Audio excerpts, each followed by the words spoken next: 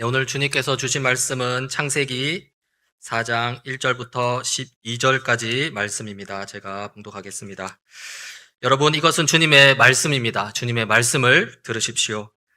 아담이 그의 아내 하와와 동침하매 하와가 임신하여 가인을 낳고 이르되 내가 여호와로 말미암아 득남하였다 하니라.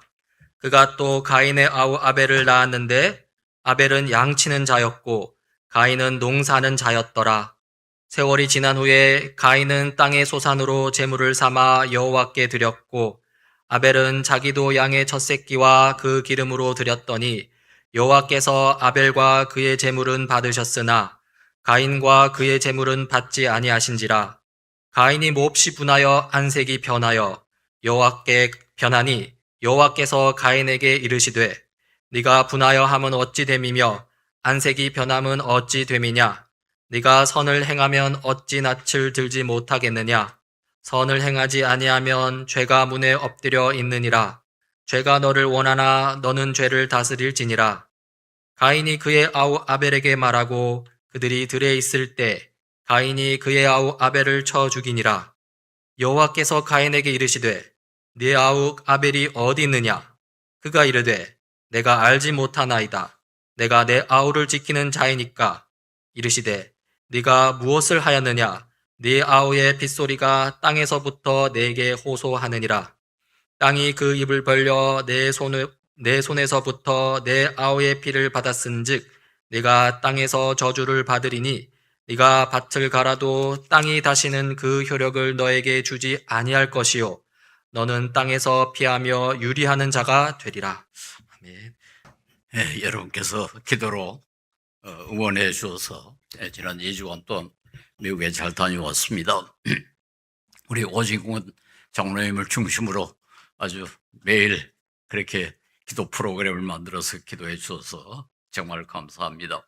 이번에 제가 간 것은 그 기아테치 기구가 아프리카의 케냐라는 나라의 빈민촌을 좀 자립하도록 돕는 그런 자금을 마련하기 위해서 기구를 받으려고 우리 교민교회에 갔다 왔습니다. 여러분이 기도하시에 주신 떡으로 어느 정도 열매를 거뒀다고 그렇게 보고를 들었습니다. 저 진정으로 감사합니다. 요즘 전 세계가 그 인공지능이라는 것에 대해서 관심을 많이 기울이고 있습니다. 특히 우리나라는 그 인공지능의 가장 중요한 바탕이라 할 수 있을까요? 그 족보라 할 수 있을까요? 메모리 반도체를 잘 만들어 가지고 돈을 많이 번다고 그럽니다. 그 덕으로 증권도 올라가고 우리 사회의 경제 수준이 조금 생겨 도는 것 같습니다. 몇 주 전에 저도 호기심이 있어가지고 인공지능에게 한번 물어봤어요. 두 가지를 물어봤습니다. 앞으로 인공지능이 아주 발전하면은 인공지능도 나라는 자아의식, 나라는 의식을 가질 수 있겠느냐, 그렇게 질문을 하고, 둘째는 인공지능이 자기가 스스로 말한 것에 대해서 잘못되면 책임을 질 수 있느냐, 두 가지를 질문했는데,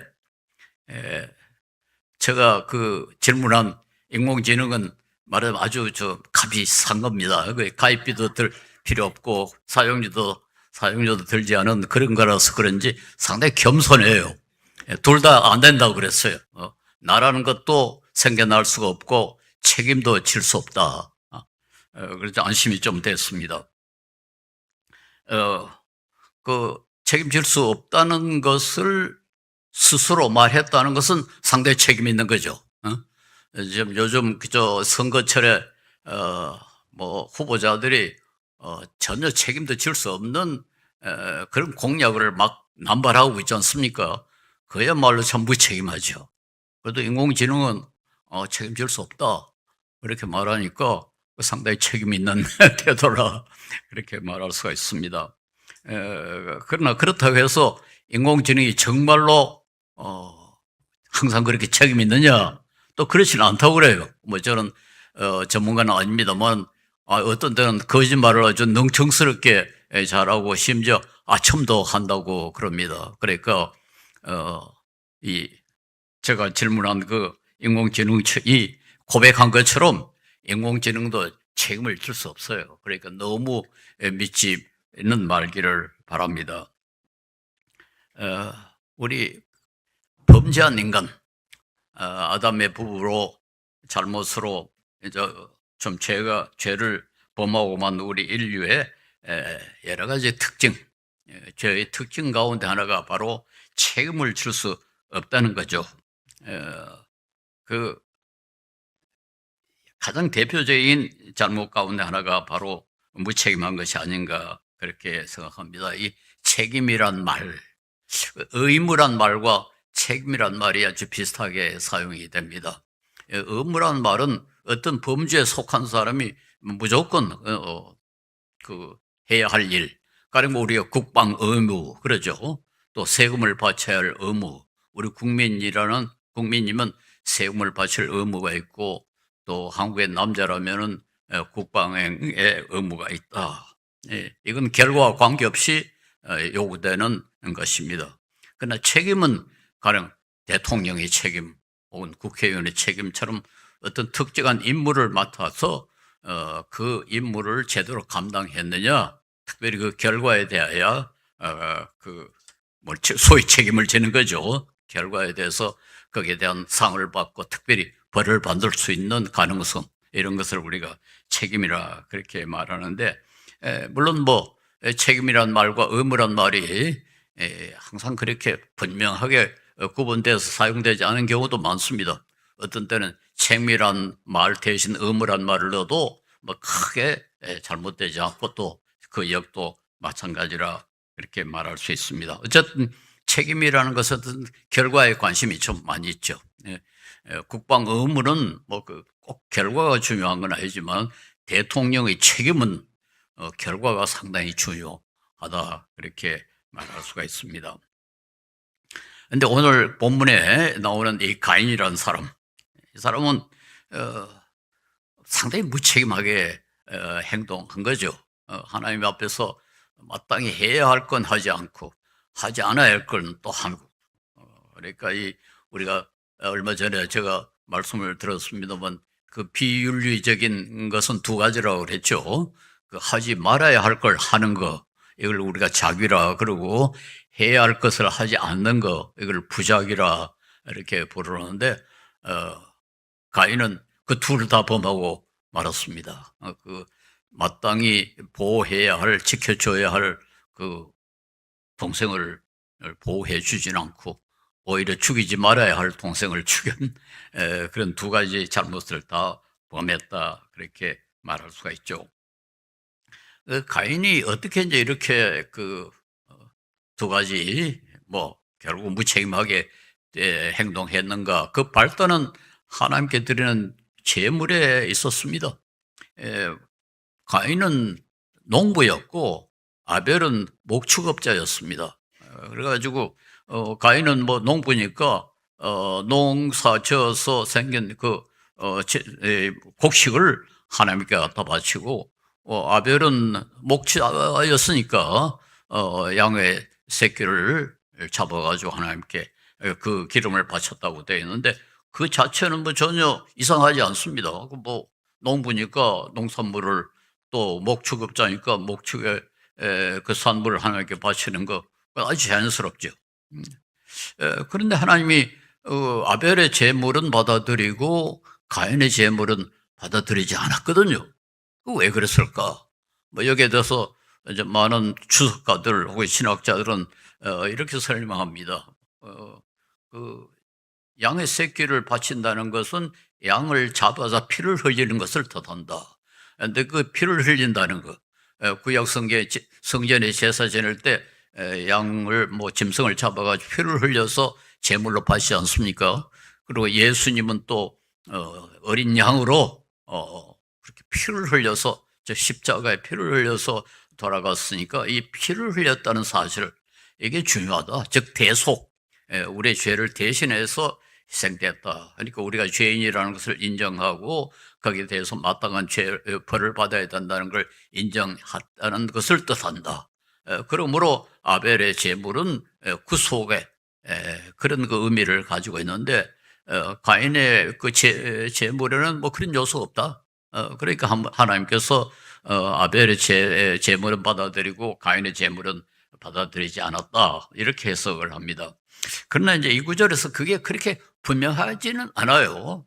그래서 우리가 어떤 주석가는 보니까 가인은 그저 뭐 농산물 가운데 얼마를 이렇게 바쳤기로 되어 있는데 아벨은 첫 새끼, 양의 첫 새끼를 바쳤다. 그게 중요하지 않나. 이렇게 해석을 하는데요. 제가 그게 더 자연스럽지 않겠나 생각합니다. 가인은 뭐 그렇게 성경에 기록이 되어 있는 건 아닙니다만, 뭐 특별히 첫, 그 수확을 하나님께 바쳤다는 말이 없다요. 그저, 농산물을 바쳤는데, 그 아벨은 그래도 짐승새끼 가운데 제일 먼저 나온, 그러니까 하나님께 가장 좋은 것, 가장 중요한 것을 바쳤다. 거기에 그 정성이 들어있지 않나. 이제 그렇게 해석을 합니다. 어쨌든 간, 본문에 보면은, 그 올바르지 못한 것, 즉, 선하지 못한 일을 한 것으로 가인은 그렇게 됐어요. 그 뭐, 어느 것이 원인이든 간에, 자건 하나님이 아벨의 제물은 받아들이고 가인의 제물은 받아들이지 않았으니까 그 가인이 뭘 참 잘못한 게 사실이다. 근데 잘못한 것이 드러났다면 적어도 하나님이 가인의 제물을 받아들이지 않았더라면 가장 정상적인 반응은 뭐겠습니까? 왜 그랬냐? 뭐가 잘못되었니? 그걸 발견하고 그 다음에는 내가 잘못했구나 회개하고 그 다음에는 고쳐야겠다. 다시는 그렇게 하지 않아야 되겠다. 그게 가장 정상적인 가장 바람직한 그런 반응이 아니겠습니까? 사실 우리가 뭐 전혀 실수도 하지 않고 아무 잘못도 저지르지 않고 그렇게 잘 어렵게 행동하는 거 아주 중요합니다. 그러나 성경은요, 놀랍게도 그보다 더 좋은 것이 있다고 그래요. 실수하고 잘못해도 회개하는 것을 훨씬 더 중요하게 생각한다. 좀 특이하죠? 누가복음 15장 7절에 내가 너에게 이르노니 이와 같이 죄인 한 사람이 회개하면 하늘에서는 회개할 것이 없는 99으로 말미암아 기뻐하는 것보다 더 기뻐하리라. 참 특이하죠.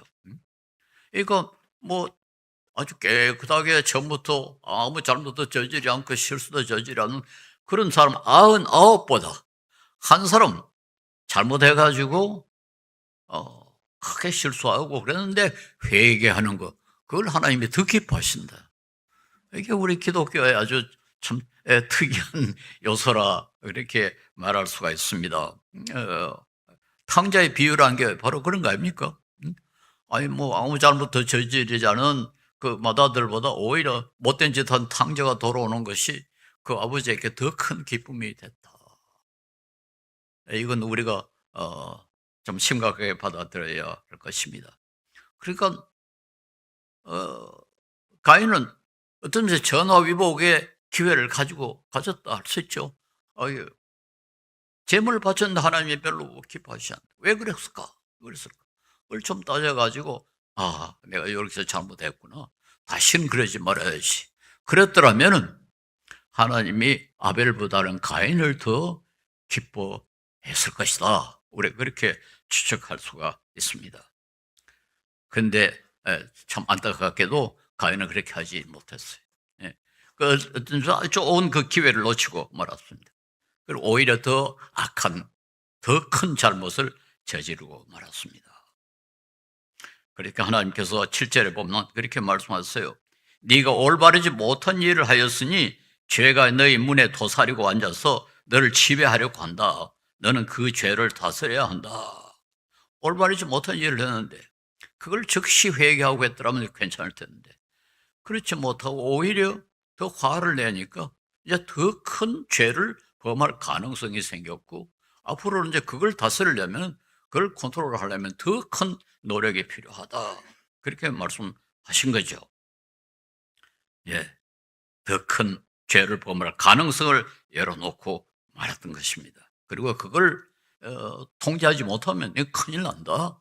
그러니까 이제는 좀 더 조심해야 된다. 그렇게 경고를 하셨는데 이제 그 불행하게도 가인은 그렇게 하지 못했죠. 예, 우리 이게 인간의 약점 가운데 하나죠. 무슨 잘못된 일이 났을 때 우리는 내가 뭐를 잘못했는가? 그것보다는 뭐 사회 환경이 어떤가?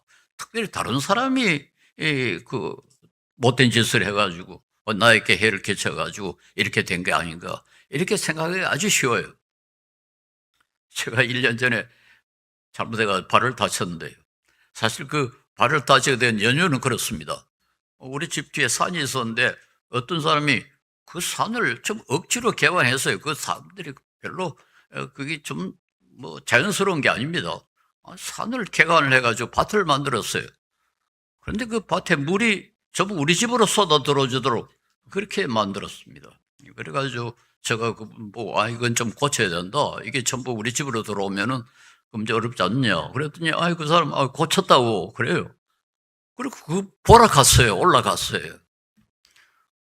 그 내려오다가 사고를 당해가지고 결국 다리를 다쳤으니까 속으로 그 사람이 그런 짓을 안 했으면 내가 이 밭이 안 왔을 텐데 그런 생각이 자꾸 이제 떠오르는 거예요. 괜히 그거 이상한 짓을 해가지고 결국 내가 발을 다쳤다. 그런 유혹이 자꾸 생겨가지고 원망하고 싶은 생각이 생기더라고요. 그러나 사실은 그게 아니죠. 내려올 때 내가 좀 조심했더라면 안 다쳤을 텐데 괜히 내가 조심하지 않게 나이가 90이 가까운 사람이 마치 청년인 줄 착각을 해가지고는 높은 데서 뛰어내려다가 이제 이 모양이 됐거든요. 그래서 그래도 그 사람 원망하지 않기로 아주 단단히 결심을 했습니다. 근데 그 사람도 좀 미안하긴 한가 봐요. 날 보면 슬슬 피해요. 이거 자기 밭 보러 갔다가 그 밭을 다쳤다 그걸 자기 시켜서 봤으니까요. 그러니까 상당히 미안해 하는데 내가 일체 그분에게 그런 눈치를 보이지를 않습니다.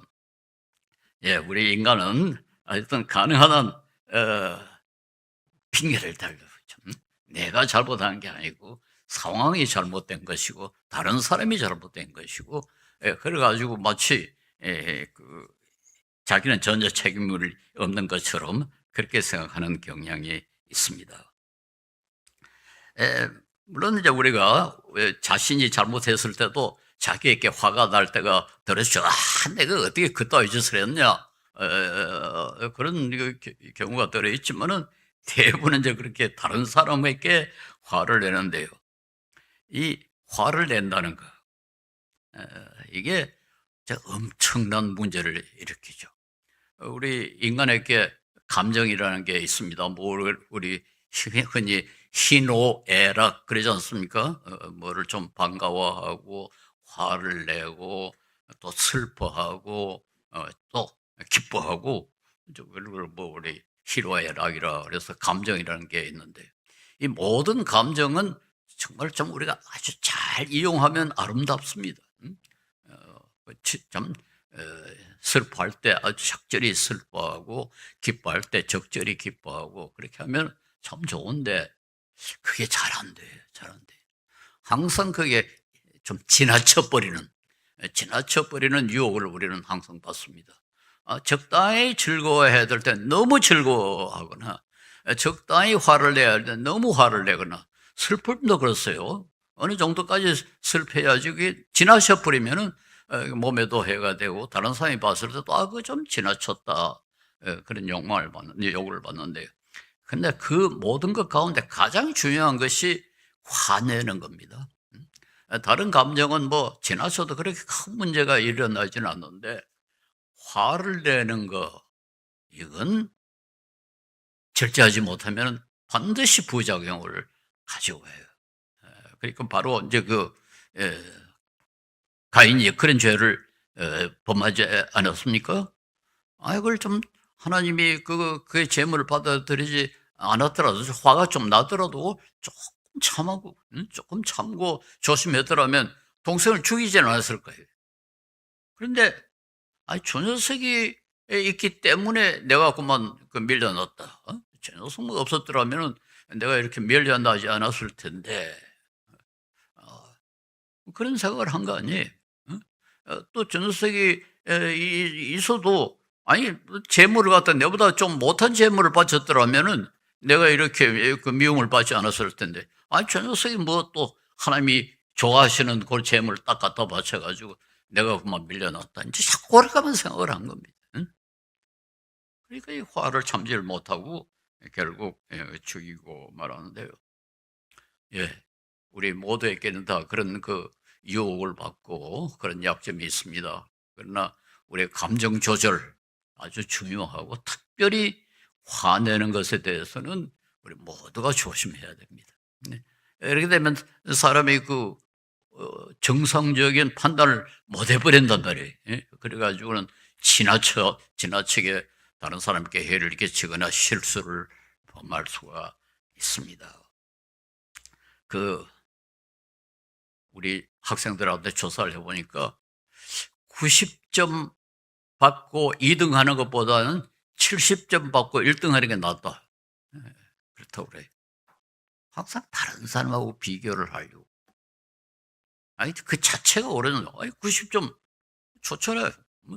아주 시험 잘 본 거 아닙니까? 그런데 그보다는 차라리 70점 많이 틀리더라도 1등 하는 게 낫다. 자꾸 이제 비교를 하는 그런 오류를 우리는 많이 범하는데요. 우리가 이 화를 내더라도 그걸 좀 지혜로운 사람은 화가 나면은 비계 같은 그런 걸 던진대요. 암만 던져봐야 뭐 탈날 게 없잖아요. 근데 어리석은 사람은 아주 귀한 그릇 같은 거, 비싼 걸 갖다 냅다 던진대요. 그 화를 내도 조금 절제하면은 뭐를 던질까? 방석 같은 걸 던지자. 이렇게 할 텐데, 그 절제를 못하니까 아주 비싼 그릇. 내가 얼마나 화가 났다는 걸 증명해야지. 그렇게 하려면 가장 비싼 걸 던져야 되거든요. 그리고 부숴야, 다른 사람이 봤을 때, 저 사람 정말 화났네. 그리고 인정할 거라고 착각을 하고 있는 거죠. 근데 그게 자살 행위죠. 그래서 우리 그리스도인들은 특별히 이 분노를 다스리는 그런 노력을 기울여야 됩니다. 우리가 어떤 사람이 성숙한 인격인가 아닌가 하는 걸 알려면 그 사람이 분노를 얼마나 잘 조절하느냐. 또 그리스도인으로서 사람이 어느 정도 성화된 사람이냐. 그 사람이 분노를 얼마나 조절할 줄 아느냐. 화가 나더라도 어느 정도 참고, 그 다음에 내가 좀 화를 내는 것이 과연 옳으냐 한번 생각해 보고, 그렇게 하는 것이 필요하죠. 그런데 불행하게도 가인은 이에 실패했습니다. 그리고 이제 동생이 죽으니까 하나님이 물으셨습니다. 너의 아우 아벨이 어딨냐? 그러니까 뭐라고 대답합니까? 모릅니다. 제가 아우를 지키는 사람입니까? 우선 이제 거짓말한 거죠. 알죠. 자기가 죽였으니까 알죠. 우선 거짓말합니다. 거짓말할 뿐 아니라 그 다음에 표현이 더 좀 화를 내도 만들까 우리가 좀 실망하는 거죠. 내가 아우 지키는 사람입니까? 왜 내한테 묻습니까? 하나밖에 없는 동생인데 그럼 묻는 게 너무나 당연하잖아요. 그리고 자기 동생을 지키는 것이 너무 당연하지 않습니까? 동생은 요즘 별로 그렇게 중요하지 않은지 모르겠습니다. 요즘 보니까 우리 못난 애미가 자기 자식을 죽이는 사람 들어서 신문에 그런 게 나요. 그런데 가령 어떤 사람이 판사나 누가 당신 아이가 어디 있냐? 그러면 모릅니다. 내가 어디 아이 지키는 사람입니까? 그런 소리 한다면 우리가 어떻게 생각하세요? 응? 너무나 당연하잖아요. 형이면 동생 지켜야죠. 근데 내가 어디 동생 지키는 사람입니까? 차라리 모릅니다 하고 그만뒀더라도 날인데 이 말이 아주 참 부정적이죠. 가인이 얼마나 물론 화가 나서 또 어쩌면서 자기의 그 잘못을 숨기기 위해서 그렇게 말했다. 이렇게 이해는 할 수 있지만은 해서는 안 될 말을 한 거죠. 응? 내가 어디 내 아우 지키는 사람입니까? 예. 우리 어느 정도 우리는 그 다른 사람에 대해서 책임을 져야 됩니다. 문명된 사회라는 게 뭡니까? 다른 사람에 대해서, 특히 약한 사람에 대해서 책임을 질 줄 아는 것이 그 문명된 사회라고요. 뭐 특히 가족은 말할 것도 없습니다. 뭐 가족에 대해서는 자기 목숨을 내놓고라도 그 보호해야 되지 않습니까? 뭐 또 친척 혹은 친구, 동료, 같은 교인에 대해서는 우리가 책임의식을 느껴야 된다고. 책임의식을 가져야죠. 뭐가 잘못됐을 때, 뭐 안 됐네. 그러고 있어서는 안 되겠죠. 아이고, 얼마나 힘들겠나. 어떻게 좀 도울 길이 없나. 그게, 정상적인 인간이고, 또 그런 사회가 정상적인 사회가 아니겠습니까? 미국이란 나라는요, 공공복지가 상당히 뒤떨어져 있는 나라입니다. 우리나라보다 훨씬 뒤떨어져 있어요. 말하자면 국민의 세금을 걷어가지고 어려운 사람을 돕는, 여기 이제 공공복지인데, 유럽이나 뭐 일본, 우리 한국은 그래도 상당 수준에 있습니다. 미국은 그런 게 별로 없어요. 그런데요, 그럼 미국은 어떠냐? 기부를 엄청나게 해요. 제가 무슨 인터넷에 들어가 보니까 2023년 한 해에 미국 사람이 기부한 것을 모두 합치니까 5,571억 6천만 불이라고. 그래서 이게 얼마나 되는가 계산해 보니까 내가 잘못 계산했는지 모르겠어요. 835경 원이라고, 우리 돈. 그건 뭐 상상하기 힘들 정도로 엄청난 액수입니다. 개인이 기부를 한단 말이에요. 세금을 내가지고 국가가 기부하는 게 아니고 개인이 어려운 사람을 돕는 거 아닙니까? 이건 우리가 정말 참 부러워해야 할 일입니다. 우리나라는 16.8조 원밖에 되지를 않는다고, 우리 2024년에. 그러니까 차이가 참 엄청나게 나죠. 그래서 우리는 이 문명된 사회라는 것이 단순히 뭐 케이팝이니 무슨 노래 잘하는 사회가 그 문명된 사회가 아니고, 그것도 있으면 좋지만은 그게 더 중요한 게 아니고, 사람이 사람 대접을 받고 사람이 다른 사람에 대해서 책임을 질 만한 그런 사회가 좋은 사회가 아닌가, 이렇게 봅니다. 전에도 한번 그 말씀을 드렸습니다만, 영국의 어떤 기관이 그 전 세계 여러 나라에 번영 지수라는 걸 조사를 해서 발표를 하는데, 2023년에 한국의 번영 지수를 보니까 조사 대상국이 167나라인데 한국이 이제 29번째라고 그렇게 됐어요. 이 많이 최근에 조금 더 떨어졌어요. 그 전에 조금 더 높았는데. 그런데 우리나라가 건강에서는 세계에서 세 번째로 앞선 나라입니다. 그리고 교육도 세계에서 세 번째로 우수한 나라로 되어 있어요. 또 경제의 실도 세계에서 9번째로 훌륭한 나라라고 되어 있어요. 그런데 어떻게 하다가 29번째로 뒤떨어졌을까요? 딱 한 가지 항목 때문에 그렇습니다. 그게 뭔가 하니까 소위 소셜 캐피탈이라는 건데, 사회 자본이라는 데, 이게 세계에서 몇 번째인가? 107번째. 167개국 가운데 107번째라고 그러니까 이거 뭐 완전히 후진국 수준 아닙니까? 근데 그 소셜 캐피탈이 뭐냐? 인간관계를 뜻합니다. 구체적으로 내용을 보면은 내가 어려움을 당할 때 의지할 만한 사람이 있느냐? 그게 아주 핵심이라고 그래요. 내가 어려움을 당할 때 정말 의지할 사람이 있느냐? 누가 나를 도와줄 수 있느냐? 그게 107번째. 그런데 보니까 일본은요, 또 그보다 더 높아요. 141번째랍니다, 일본은. 그런데 일본은 또 번영지수는 우리보다 훨씬 높아요. 왜냐하면 다른 데 점수가 우리보다 나은 게 많아 있기 때문에 그 얘기를 합니다만, 어쨌든 이상하게 왜 그 일본과 한국이 이렇게 이기적이고 자기만 생각하는 그런 사회가 되는지 좀 이해가 잘 안 돼요. 이건 정말 부끄럽습니다. 그러니까 내가 뭐 다른 사람 지키는 사람입니까? 가인의 사고방식이죠. 가인의 사고방식. 이게 지배하니까 결국 사회적으로 다른 면에서는 뭐 건강이라든가 교육이라든가 자기 이익을 위해서는 아주 잘하는데, 다른 사람의 안전, 다른 사람에 대한 관심은 아주 후진국 중 아무데 후진국이다. 참으로 좀 부끄러운 상황입니다. 가령 길가에 어떤 사람이 쓰러져 있다 합시다. 그러면은 법적으로도 의사나 간호사나 이런 사람은 보호해줘야 해요.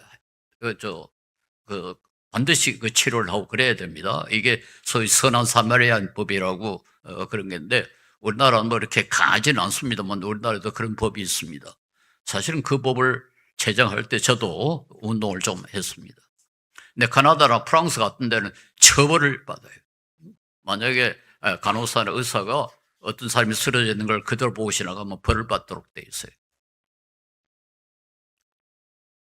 그런데 우리나라는 요즘은 조금 늘어나고 있습니다. 옛날 같지 않아요. 요즘은 뭐 인공호흡 이런 거 많이 교육이 되고, 그래서 지금 신문에도 가끔 그런 게 나죠. 어떤 사람이 쓰러졌는데 이렇게 인공호흡으로 살렸다, 이런 사람이 최근에 늘어나고 있어요. 그건 참 감사한 일입니다.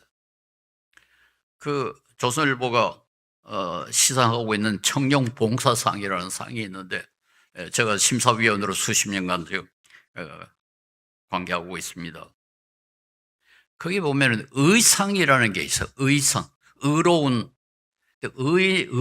짓을 한 사람에 대한 상이라는 게 있어요.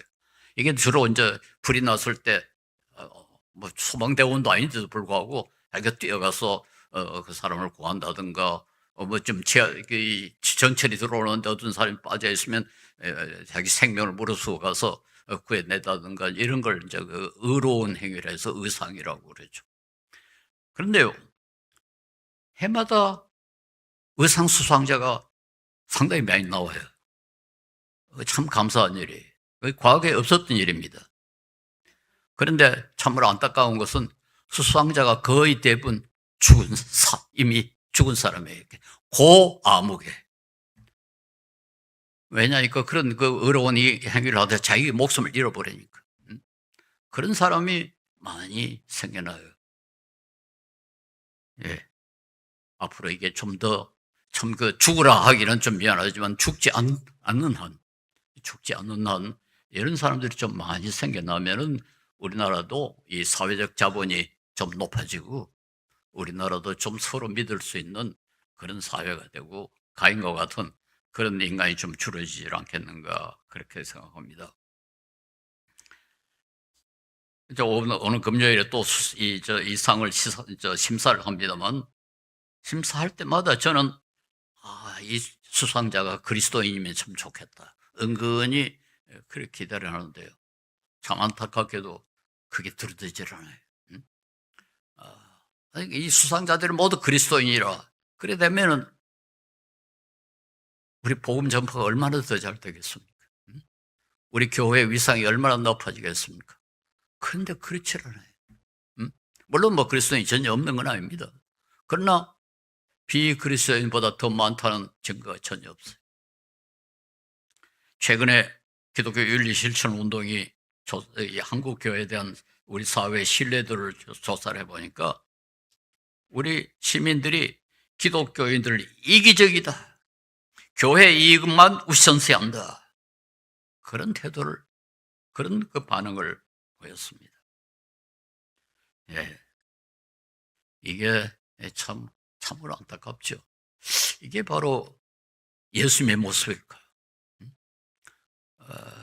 우리가 아까도 이야기했습니다만, 책임이라는 것은 그 책임을 수행하기 위해서는 어떤 보상이 따릅니다.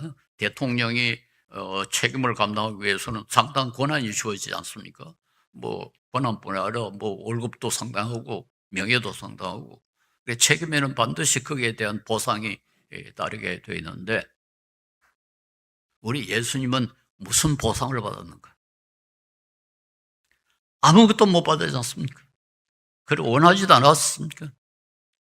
모든 것을 다 희생했는데 전 인류를 위하여 고통을 당하시고 희생당했습니다.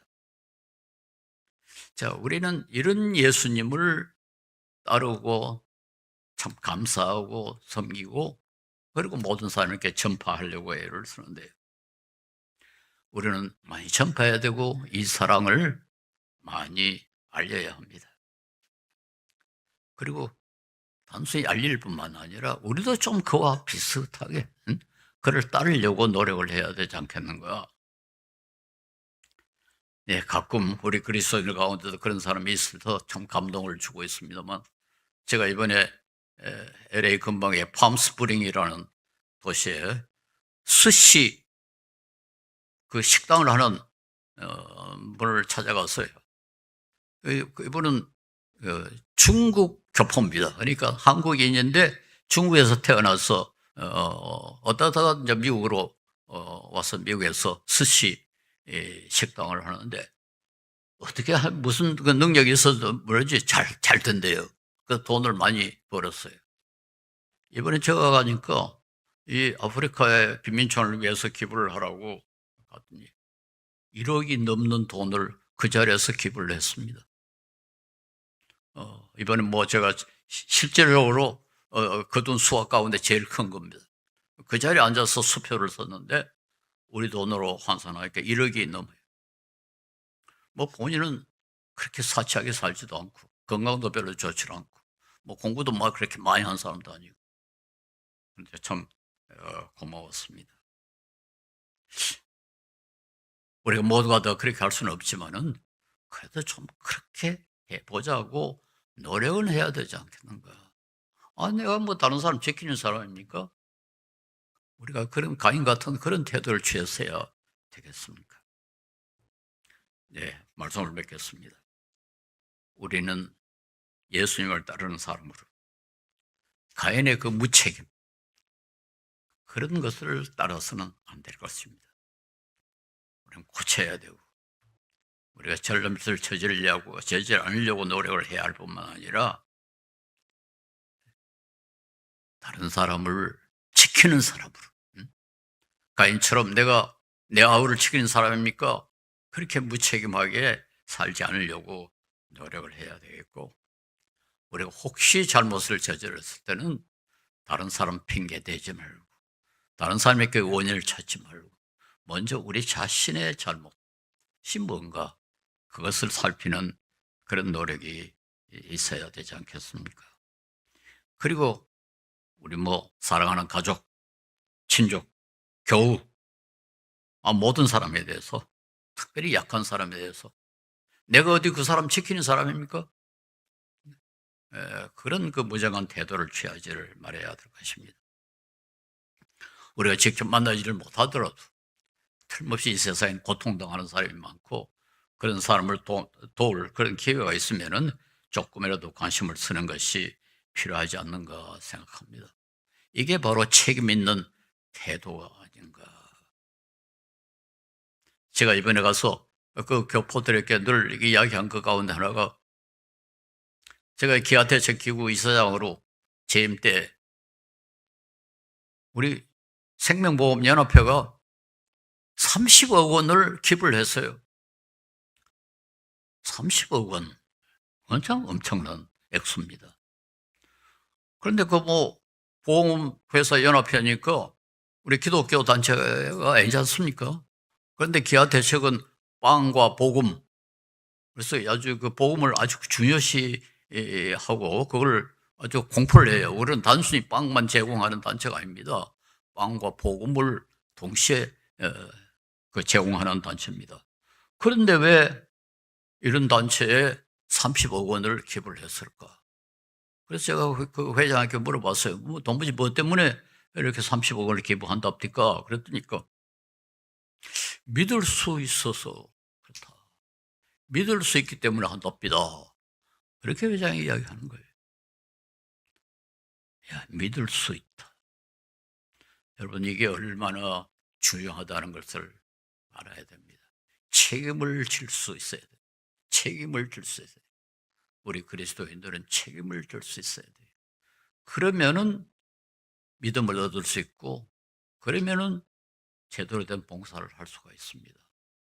그래서 어제 저녁에 우리 박희명 목사님 마침 잠깐 교회에서 만나가지고 늘 하는 소리입니다만 다시 좀 강조를 했어요.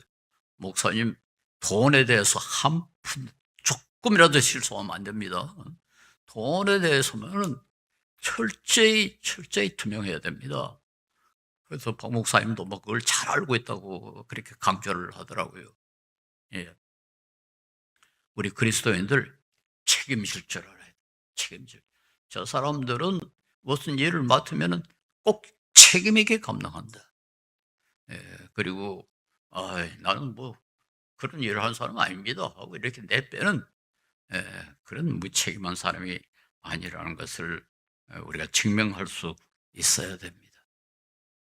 이 가인의 실패로부터 우리는 좀 새로운 교훈을 얻어가지고 좀 그리스도인답게 우리 하나님께 영광을 돌리며 하나님께서 기뻐하시는 그런 삶을 살 수 있도록 우리 모두가 다 노력을 해 주시기 바랍니다.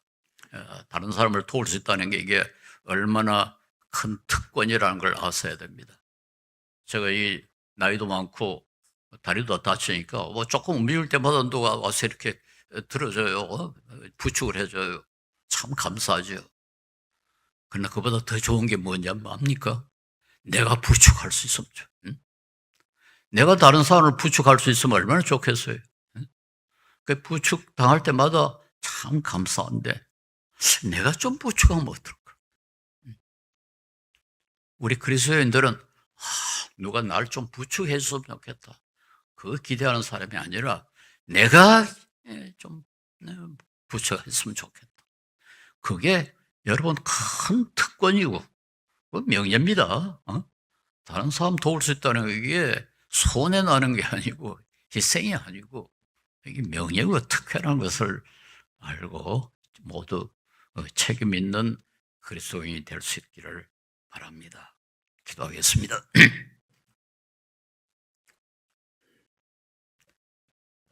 지극히 자비로우신 우리 하나님, 우리를 불러서 주님의 백성이 되게 하시고 우리를 구원하셔서 주님의 구원의 백성이 되게 하시고 또 우리에게 참 위대한 사랑을 알려주셔서 우리로 하여금 이웃에 대해서 책임을 질 수 있는 사람 위치로 옮겨주심을 감사합니다.